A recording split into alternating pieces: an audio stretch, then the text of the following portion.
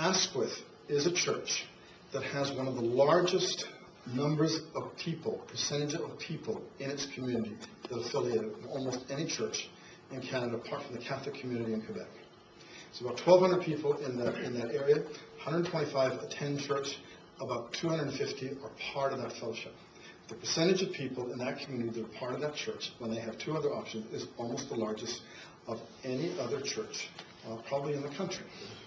It's a very interesting sort of unfolding of that. Hospitality and your notion that you, and several of you mentioned this, that hospitality and you would become the center of community, not simply of worship. And you're offering that not so that you can build numbers, but simply because, as you said, the community is changing. How will we, anticipatory question, how will we change? If there's 100 more lots freed up and that doubles the size of the town, what will that look like?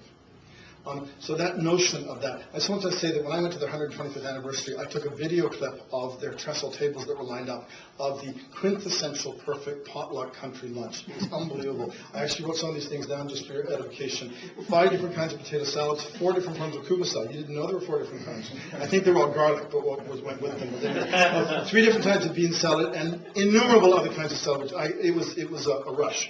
And so I have a video clip of this if you'd like to see it.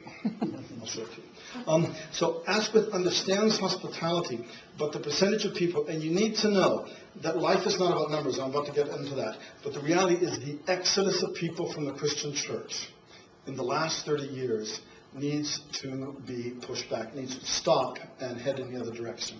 There are more people going to church in Canada than they have in 20 years. We're not getting into the numbers, but 71% of 18 to 35-year-olds want a reason to be involved in the church. If that's the case, then at some point, whether it's missional church, neighborhood church, attraction church, I don't really care how it happens, but it really we need to address that. And so really, the 20% or so of people in Asquith that are connected with that church are really an entry-level dialogue and discussion. And that we must be asking the same questions what happening in our community. So Asquith offers us hospitality, offers an enormous sort of model of just drawing people for who they are, and it's absolutely wonderful.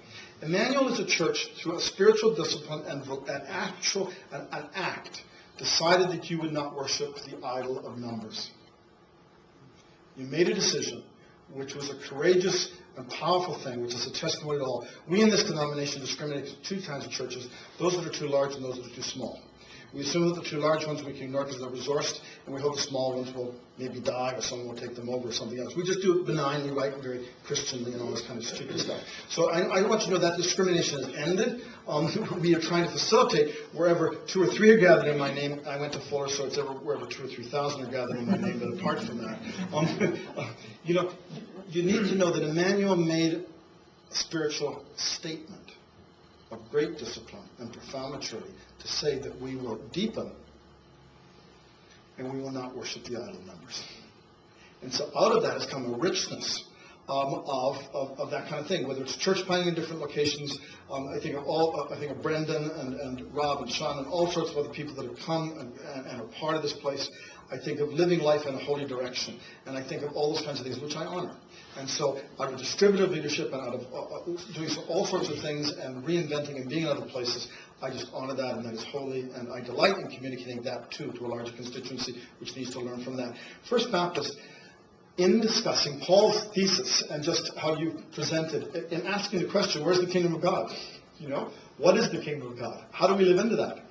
Not simply blooming where we are planted, but that is a serious question. We do not reflect theologically, as you will have noticed from the tradition that you come from, Jared. In this tradition, we don't really think theologically, as we should.